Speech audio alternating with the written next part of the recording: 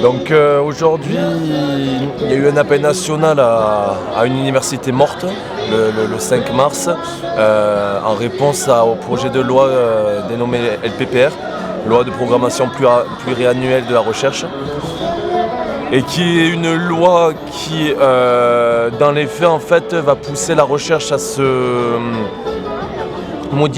transformer vers un modèle plus anglo-saxon, un peu ce qu'on a vu aux États-Unis, en Allemagne ou en Australie.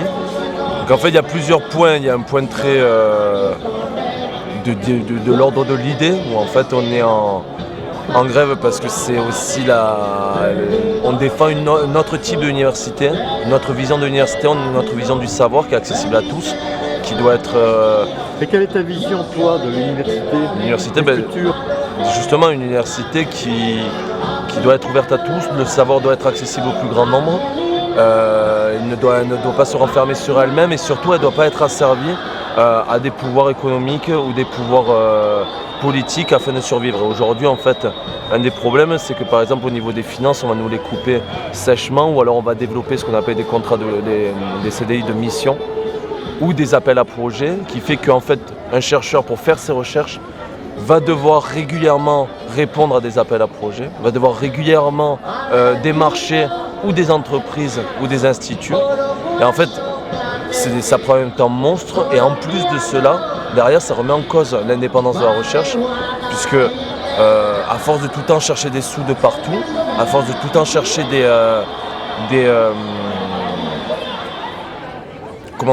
des contrats, eh bien on doit s'adapter aussi à nos financeurs, et donc ne plus forcément faire juste de la recherche pour la recherche, de la recherche fondamentale.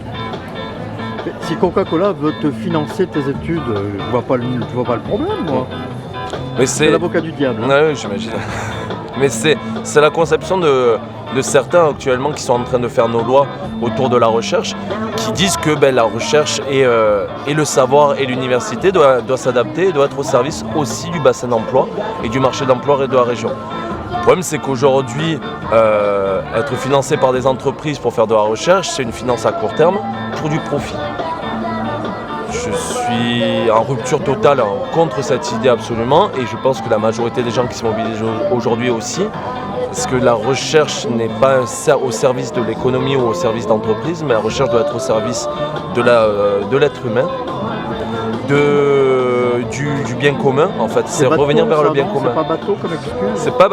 C'est peut-être bateau, mais ça se perd de plus en plus et ça devient rare, en fait. C'est défendre l'idée que le savoir est un bien commun, mais on peut aller sur d'autres sujets, que l'hôpital que la santé est un bien commun, que l'éducation est un bien commun, que le fait de se loger est un bien commun, que manger est un bien commun. Tous ces éléments-là, c'est bateau, et pourtant on le perd tous les jours. Il y a des lois qui vont contre ça, qui poussent à la privatisation, qui poussent à la suppression des services publics, à la suppression du bien public. Aujourd'hui, donc voilà, le combat, c'est se dire que l'université doit produire un savoir qui participe à l'émancipation de l'être humain en général, qui n'est pas là pour la rentabilité de quelques actionnaires, qui n'est pas là pour adapter sa recherche, ses résultats et son fonctionnement à des entreprises et à des multinationales. Par exemple, on peut prendre le cas de Google, qui est devenu un des plus gros financeurs de la recherche aux États-Unis.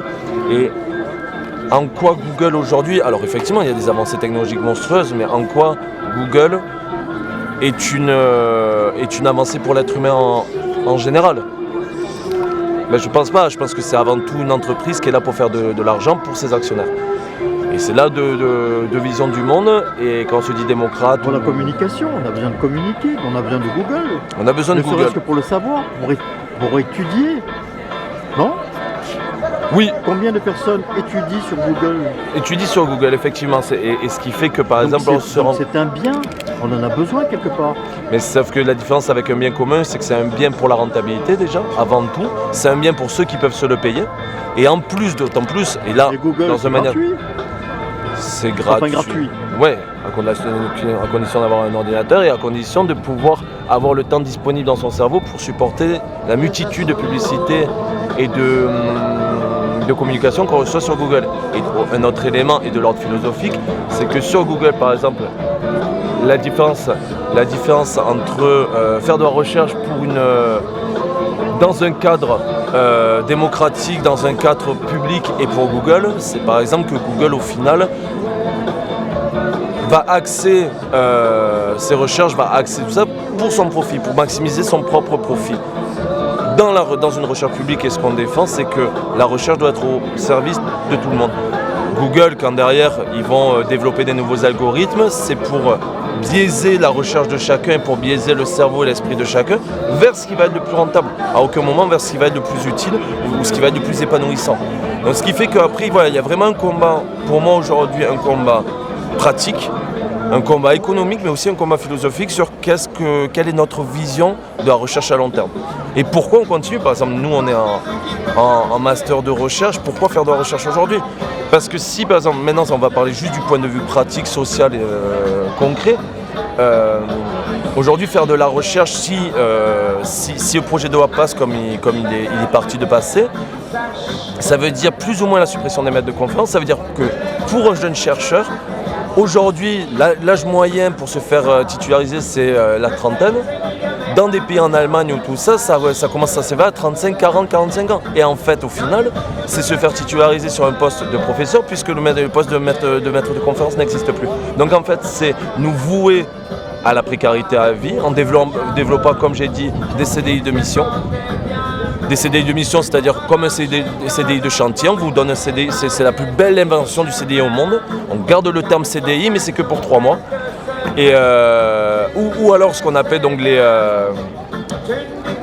tenure track, qui sont en fait des appels à projets sur 2, 3, 4 ans, où en fait régulièrement il faut se revendre, régulièrement il faut revendre son projet, revendre sa méthodologie. Ce qui fait aussi un autre élément, c'est-à-dire que le chercheur en lui-même est toujours dépendant, comme je le disais avant, des instituts, et doit passer son temps en fait à faire des ronds de jambes, à faire de la séduction, à faire du charme à ses financeurs pour arriver à se dire dans 4 ans je ne suis pas au chômage, dans 4 ans je peux me refaire embaucher sur un projet de recherche. Voilà, à peu près. Et ce qui fait, et juste pour terminer aussi, l'élément qui me semble très important pour aujourd'hui, c'est se dire que l'actualité est brûlante en France. Le mouvement social vient de se faire attaquer d'une violence redoutable. Et qu'aujourd'hui, oui, il faut que le milieu universitaire se mobilise pour son secteur, mais il faut que le milieu universitaire se mobilise aussi pour l'état général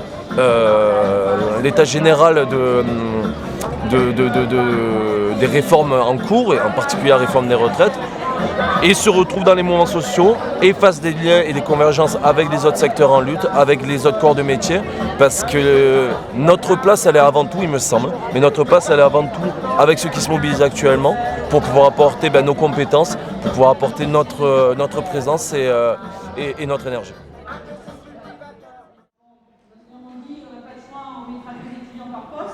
Il n'y a même pas assez de chaises pour asseoir tous les étudiants. Voilà. Les TD sont à plus de 45 étudiants. C'est vrai que le problème des salles, la capacité des salles, on le rencontre tous les jours. Alors c'est vrai qu'on dépasse les normes de sécurité, mais on n'a pas de salle suffisamment grande et que faire? Où on travaille dans ces conditions-là où on ne fait pas tout. On n'a pas... Voilà. On a tous un temps de parole assez bref. J'espère avoir dit l'essentiel. J'oublie certainement des choses, mais... Est-ce que vous avez des questions, par exemple?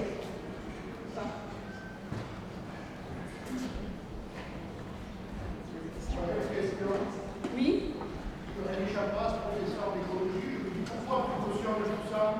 Pourquoi tu dis pas merde et tu démissionnes pas? Ah oui, Mais oui, c'est tellement plus simple. Ah oui, ça c'est sûr. Pourquoi tu prends autant de responsabilités? De dire que tu les prends quand même. De dire si tu dis j'ai un groupe de TP, c'est 30 étudiants, c'est 30 étudiants. Oui, tu vas trouver la direction, tu dis on ne peut pas. Oui. S'ils ne sont pas d'accord, tu dis écoutez, vous trouvez quelqu'un d'autre, ça ne correspond pas à ma façon de travailler. C'est pas très compliqué. Tu n'es pas là pour te plaindre, on est là pour défendre l'université et défendre nos étudiants. Non, je ne suis pas là pour défendre l'université. C'est pas possible, je pense. Hein. Non, c'est pas possible.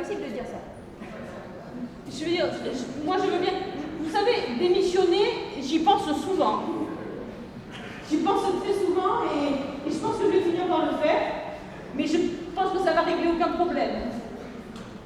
Parce que moi, je veux bien dire, bon, je démissionne, et je suis prête à le faire. Hein. Je démissionne de tout, mais voilà, je pense aussi un peu aux étudiants. Si on démissionne de tout et on ne fait plus rien, je sais pas. Mais cela dit, moi, je suis prête à donner ma démission demain, si vous voulez. Et, ça ne me pose aucun problème. En tout cas, c'est une question qui se pose publiquement, puisqu'il y a là en ce moment une pétition qui circule de 8000 universitaires qui ont décidé de quitter toutes leurs responsabilités administratives, exactement pour ce type de raison, quoi. Donc on pense aux étudiants, mais il faut y penser vraiment, sérieusement, c'est-à-dire que devient cette université dès lors que nous, effectivement, on passe notre vie à cautionner des choix qui sont complètement désastreux. Ah oui, je suis tout à fait d'accord. Oui. Antoine Paris, je suis responsable administratif du site Saint-Charles. Juste deux ou trois petites questions. La première, est-ce que le fait que tu cumules les responsabilités, c'est parce que la direction de l'UFR en fait appel 4 fois, ou parce que d'autres enseignants refusent de prendre d'autres responsabilités, ou parce que c'est un choix délibéré de pouvoir tout gérer en direct avec un minimum de personnes? Deuxième chose, pour les salles de TP, d'informatique, elles ont 25 postes d'ordinateurs et les chaises sont en fonction des capacités techniques de recevoir du public dans des conditions de sécurité. Donc la question est de savoir s'il y a insuffisamment de salles de TP et qu'il faut les équiper, ou s'il y a insuffisamment de profs de TP pour organiser les TP d'informatique dans des salles qui ne sont pas entièrement utilisées. Je pense que la réponse est double et que les deux solutions se cumulent. Puisque les créneaux, on va dire les moins faciles, le vendredi à 17h, les salles de TP ne doivent pas être si bondées que ça. Par contre, il est peut-être aussi raisonnable de dire qu'il y a insuffisamment de salles de TP d'informatique. Voilà. Donc il faut voir peut-être à tenir compte de l'ensemble de ces paramètres-là. Voilà. Alors, juste deux mots pour répondre. Sur le fait que j'ai beaucoup de responsabilités, c'est pas que j'y tienne particulièrement, mais il y a peu de collègues volontaires pour assurer ces tâches-là. Ce sont des tâches très lourdes, très prenantes. Il faut savoir que la carrière des enseignants-chercheurs n'est pas... On se pose la même question, la question de la syndicalisation est une question qui nous traverse tous. Et ce n'est pas une question de locaux. Je suis désolé, la question n'est pas là. Ce n'est pas une question de locaux, ce n'est pas une question de financement, c'est une question de la dérive à laquelle nous sommes confrontés dans cette université comme dans toutes les universités, qui consiste à nous diviser et à nous monter les uns contre les autres. Qu'est-ce qui se passe aujourd'hui dans nos campus? C'est pas seulement le cas de Saint-Charles, c'est le cas de tous les campus. Ces campus se replient sur eux-mêmes. C'est un scandale que cette université ait des vigiles à l'entrée pour interdire les gens de rentrer sur un public.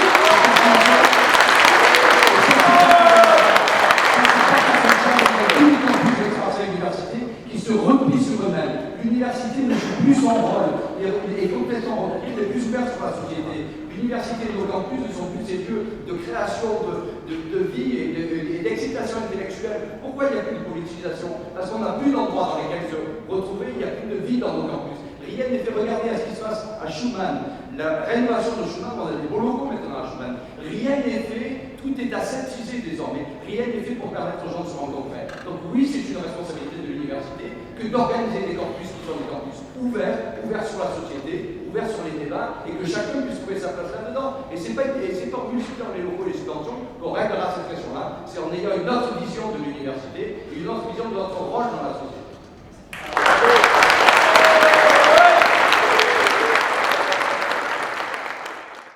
Par contre, c'est juste sur un élément sur ce que vient de dire le monsieur derrière, et c'est très intéressant, c'est s'il joue le jeu.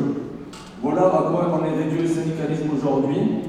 Et voilà la vision du syndicalisme qu'on défend actuellement dans la société. Il faut que les syndicats jouent le jeu. Donc on va faire des négociations avec la CFDT, avec l'UNSA, avec des associations étudiantes qui vont organiser des voyages plutôt que réfléchir à la politisation des étudiants. Et aujourd'hui, c'est aussi une réflexion à nous, étudiants, salariés, chômeurs ou quoi que ce soit, de se dire en face, ils ne jouent pas le jeu en fait. Ils nous parlent de jeu, mais il n'y a pas de jeu à jouer avec en face en fait. Et aujourd'hui, c'est aussi cette question-là de se dire qu'est-ce que le syndicalisme et qu'est-ce que doit être le collectif. Et aujourd'hui, un syndicalisme, quand on voit ceux qui jouent le jeu et qui au final se font bousiller leur jeu, comme la CFDT qui toutes les 2 semaines se rendent compte qu'ils se sont fait berner, qui se sont fait enfouler, qu'encore une fois, ça va passer en 49.3, que ci, que ça. En fait, c'est ça qu'il faut réfléchir au gouvernement. C'est-à-dire à quel moment, nous, il faut qu'on rentre dans le jeu. Et le syndicalisme aujourd'hui, effectivement, il y a... J'imagine, je ne suis pas sur le fait, mais j'imagine qu'à l'université, dans des locaux, à des associations d'étudiants, pour faire de la musique, pour faire un concert, pour faire une rencontre autour de la prévention contre le sida et tout ça, et sûrement. Mais après, est-ce qu'aujourd'hui, les associations, les syndicats étudiants, ça doit se résumer à ça, et est-ce qu'on doit continuer à jouer un jeu dans lequel on est perdant constamment?